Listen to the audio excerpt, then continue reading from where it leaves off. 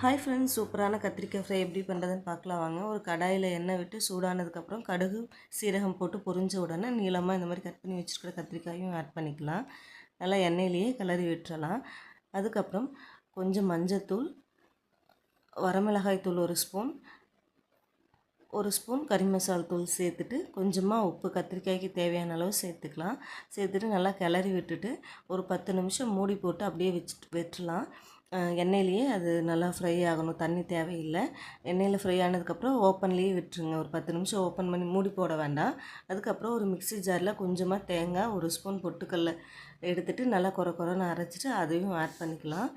Add பண்ணதுக்கப்புறம் நல்லா கிளறி விட்டுட்டு மறுபடியும் ஒரு 5 நிமிஷம் அப்படியே இந்த ஓப்பன்லேயே நல்லா கிளறி விட்டுக்கோங்க. எண்ணெய் பிரிஞ்சு வர அளவுக்கு கிளறிட்டோன்னா சூப்பரான கத்திரிக்காய் ஃப்ரை ரெடி ஆயிடும். இது குழந்தைகளும் ரொம்ப விரும்பி சாப்பிடுவாங்க.